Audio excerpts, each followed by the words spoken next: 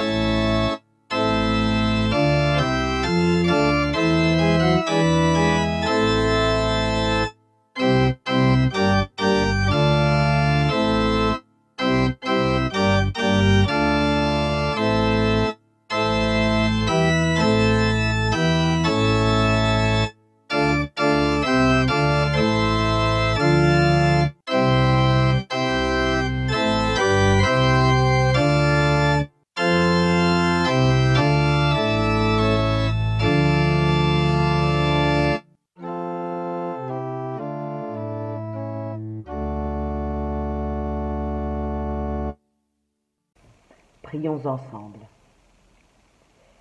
Béni soit l'Éternel pour la douceur de son amour et pour la force de son amour, pour sa lumière sur notre passé, sur notre présent et sur notre avenir, pour ce sourire que nous devinons sur son invisible visage, pour cette confiance qu'il a en nous, cet honneur qu'il nous fait de nous garder comme ses enfants. Pour cette joie qu'il nous donne, béni soit-il. Amen. Et nous lisons aujourd'hui dans le livre de la Genèse au chapitre 28. Jacob quitte Beersheba pour aller à Haran. Quand le soleil se couche, il s'arrête. Il veut passer la nuit à cet endroit. Il prend une pierre pour la mettre sous sa tête et se couche là. Il fait un rêve. Il voit un escalier qui est placé sur la terre et qui arrive jusqu'au ciel. Des anges de Dieu le montent et le descendent. Le Seigneur se tient près de Jacob. Il lui dit, « Je suis le Seigneur, le Dieu d'Abraham, ton grand-père, et le Dieu d'Isaac, ton père.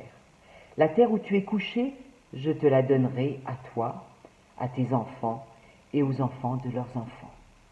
Ils seront aussi nombreux que les grains de poussière sur le sol. Vous serez partout, à l'ouest et à l'est, au nord et au sud. Par toi et par ceux qui naîtront de toi, je bénirai toutes les familles de la terre. Moi je suis avec toi. Je te protégerai partout où tu iras. Je te ferai revenir dans ce pays. Non, je ne t'abandonnerai jamais. Je ferai tout ce que je t'ai promis. » Jacob se réveille et il se dit, « C'est sûr, le Seigneur est ici et je ne le savais pas. » Jacob a peur et il ajoute, « Cet endroit me fait peur. C'est vraiment la maison de Dieu et la porte du ciel. » Jacob se lève tôt le matin. Il prend la pierre qui était sous sa tête, il la met debout, il verse de l'huile dessus pour en faire une pierre sacrée. Jacob appelle cet endroit Béthel, c'est-à-dire maison de Dieu. Avec la liste des lectures quotidiennes de la Bible, cette liste qui est proposée par nos églises, qu'elles soient catholiques ou protestantes, on arrive en ce moment à la lecture de la Genèse, précisément au moment du cycle de Jacob. Alors vous le savez, la Genèse c'est un livre assez important, le premier de la Bible. Les 11 premiers chapitres sont des récits mythologiques dans le sens où ce sont des récits fondateurs de l'humanité. Et puis à partir du chapitre 12 jusqu'au chapitre 50, on suit des personnages emblématiques. Alors on suit Abraham, Isaac, Jacob et pour finir Joseph. Et en ce moment donc, si on suit cette liste de lecture, on se trouve avec Jacob. Jacob, c'est certainement le personnage qui a le profil le plus particulier. Autant les autres, Abraham évidemment c'est une figure qu'on met en avant, autant Jacob brille par des qualités qui ne sont pas celles qu'on recherche chez nos amis par exemple. Alors Jacob, pour le dire franchement, c'est un tricheur. Et on le trouve précisément dans le bout de chapitre que je viens de lire, on le trouve à un moment pas très glorieux de sa vie, où précisément il vient de tromper et de tricher les gens de sa famille. Souvenez-vous, Jacob, c'est le jumeau d'Ésaü, ils sont les deux fils d'Ésaü et de Rebecca. Jacob est le deuxième qui est né, Ésaü est le premier-né, et sans cesse, Jacob essaye de dépasser son statut. Il veut toujours être le premier. Alors là, on vient de le lâcher au moment où il a arraché la bénédiction à son père Isaac par la ruse, avec l'aide de sa mère. Ésaü lui en veut énormément et Jacob fuit parce qu'il n'y a que ça à faire. Il faut sauver sa peau, il faut s'en aller. Donc on le trouve à ce moment-là, au moment où la nuit tombe, il a déjà beaucoup marché, on le trouve dans une situation peut-être un peu plus fragile. Il est en tout cas, il est seul. Et il a la bénédiction, celle qu'il a arrachée à Isaac, mais il a plus que ça. Il n'a plus de famille, il n'a plus de maison, il n'a pas de travail, il lui reste rien. Alors, il s'endort là. Et on se dit, c'est bien le moins, finalement, un fraudeur de cette nature, un type qui embarrasse tout le monde, c'est bien normal que non seulement il soit en fuite, mais qu'il n'ait rien pour lui. Parce que franchement, qui voudrait d'un Jacob dans sa famille, un type qui trompe son père et son frère, c'est vraiment un sujet de honte. Qui parlerait encore à un Jacob, un type qui a spolié son père, qui s'est fait passer pour celui qu'il n'était pas. Enfin, c'est un type qui embarrasse tout le monde dans une famille, qui sera encore capable de lui faire confiance. C'est un traître. Et en fait, il s'est exclu lui-même, il est parti de lui-même, et c'est tant mieux, bon débarras.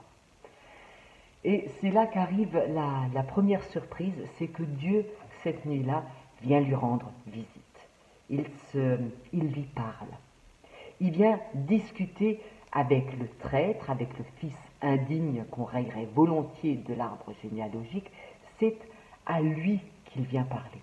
Et c'est le premier enseignement de ce texte, c'est de nous dire Dieu n'est pas seulement le Dieu des gens bien, qui se comportent comme il faut, qui suivent les règles.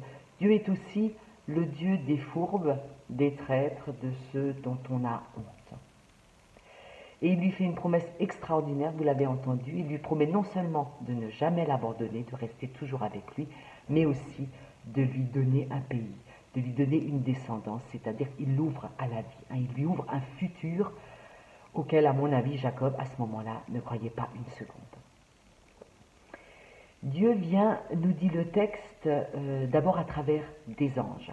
Alors évidemment, quand on dit ange, dans nos esprits, immédiatement, on voit des êtres vêtus de blanc, autant que possible, pourvus d'ailes dans le dos, et tout de suite on s'imagine, parce qu'on a des siècles de peinture et de représentation dans les têtes, mais tout de suite on s'imagine que les anges, en fait, ce sont des personnes ou des êtres merveilleux qui vivent avec Dieu tout le temps, qui sont là-haut dans le ciel, dont la foi est infaillible, et qui portent la parole de Dieu, qui s'approche des humains à un moment ou à un autre de leur vie.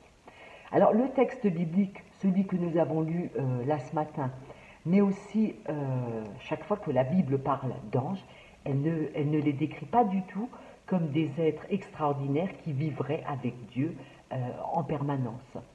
Les anges, dans le terme utilisé dans le texte, ce sont simplement, et seulement en fait, des personnes qui sont envoyées par Dieu.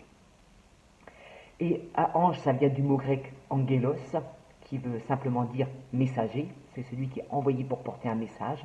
Ça a aussi donné, par exemple, évangile, qui est le bon message, la bonne parole, la bonne nouvelle. Donc, je disais, les anges, ce n'est pas des êtres suprêmes qui sont un peu plus proches de la divinité que nous. C'est, en fait, nous dit le texte, c'est des personnes qui sont envoyées par Dieu pour transmettre son message, pour rendre Dieu plus proche, plus familier, pour rendre sa parole plus intelligible. C'est des gens qui relient, si vous voulez, terre et ciel, Dieu et homme. Et là, il y a un détail important dans le texte, c'est que le texte nous dit que les anges montent et descendent. Et là, ça bat vraiment en brèche l'idée selon laquelle les anges habiteraient au ciel et qu'ils descendent pour nous apporter la bonne parole. Le texte nous dit, le premier mouvement que font les anges, c'est monter. Ce qui veut bien dire, moi je trouve que c'est une indication assez claire pour nous dire que les anges, c'est bien sur terre qu'ils vivent. Et c'est aussi, je crois qu'il faut poursuivre alors cette réflexion et se dire que si les anges ne sont pas des êtres extraordinaires qui vivent avec Dieu en permanence, ça veut dire qu'ils sont sur la terre et que ce sont en fait des personnes lambda, des gens que Dieu choisit pour nous parler de lui. En somme, ce texte nous dit, des anges, vous en avez autour de vous. Alors, vous ne vous en apercevez peut-être pas, vous ne vous en doutez peut-être pas, mais il y a autour de vous des personnes qui vous disent la parole de Dieu, qui la rendent intelligible, qui vous parlent de Dieu, qui vous transmettent son message. Ça, c'était le premier enseignement que nous donne, je crois, ce texte. Le deuxième est lié à la réaction de Jacob. Jacob, donc, a ce rêve où il voit les anges et où il entend cette fabuleuse promesse de la part de Dieu, et il se réveille et dit, certainement, ici c'est la maison de Dieu. C'est ici que Dieu réside et je ne le savais pas. Et je crois qu'on a là le deuxième enseignement, c'est que Dieu se trouve à des endroits où on ne l'attend pas. Notre réflexe à nous, c'est de nous rendre dans des lieux particuliers où on s'attend à trouver Dieu.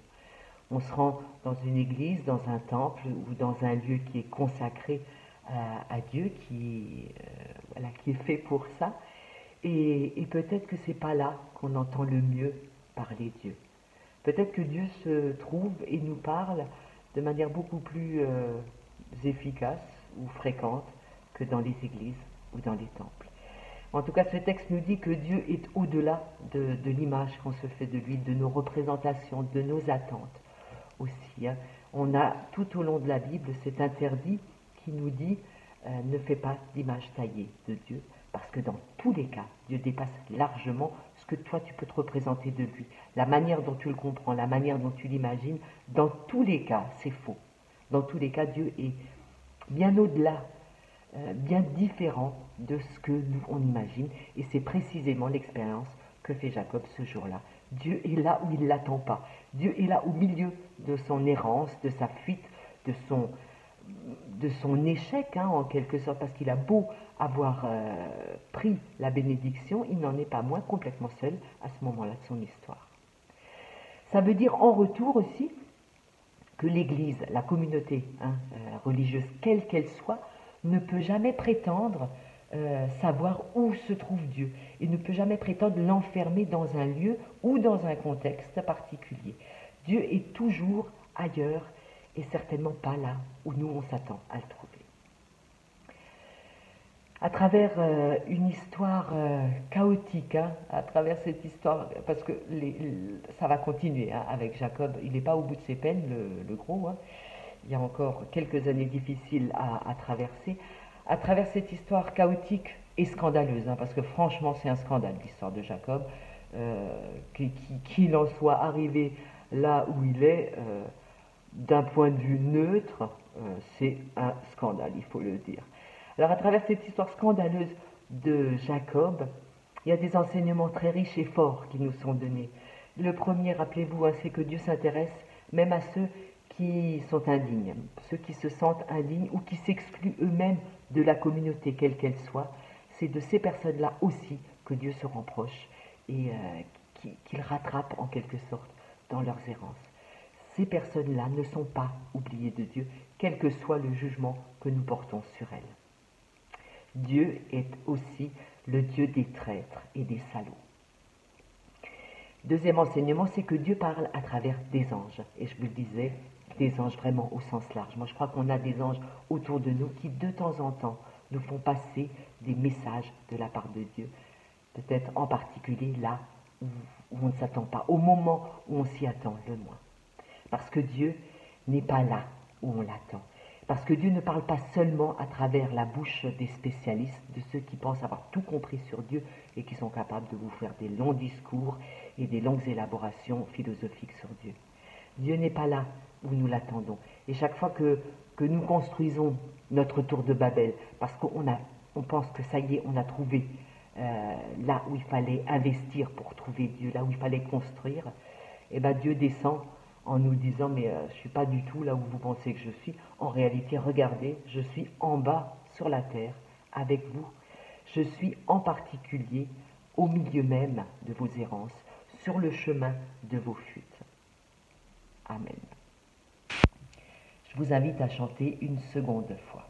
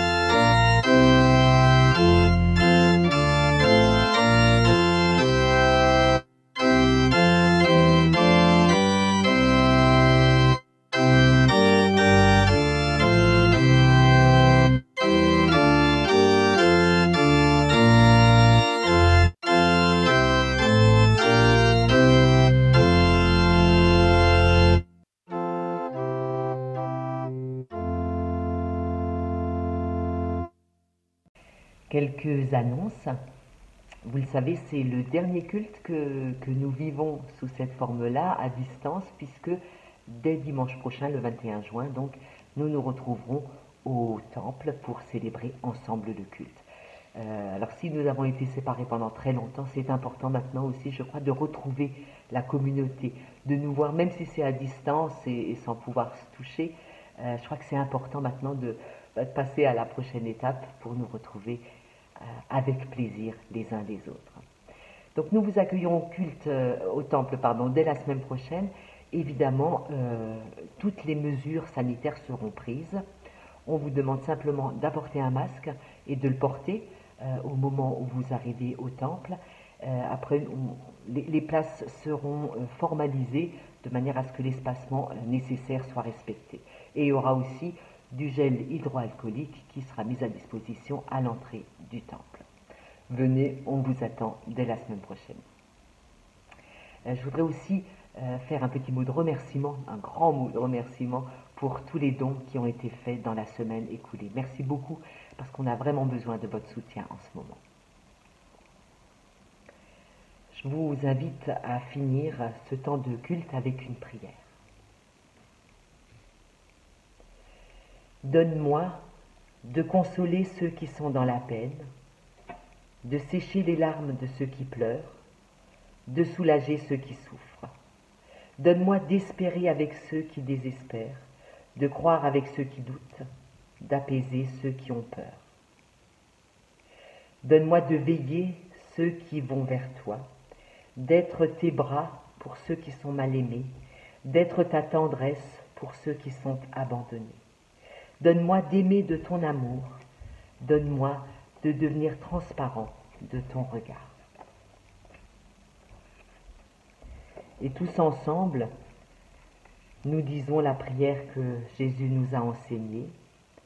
Notre Père qui es aux cieux, que ton nom soit sanctifié, que ton règne vienne, que ta volonté soit faite sur la terre comme au ciel. Donne-nous aujourd'hui notre pain de ce jour. Pardonne-nous nos offenses comme nous pardonnons aussi à ceux qui nous ont offensés. Et ne nous laisse pas entrer en tentation, mais délivre-nous du mal. Car c'est à toi qu'appartiennent le règne, la puissance et la gloire, au siècle des siècles. Amen. Que le Dieu de l'espérance vous comble de toute joie et de toute paix, dans la foi. Allez dans la paix du Christ.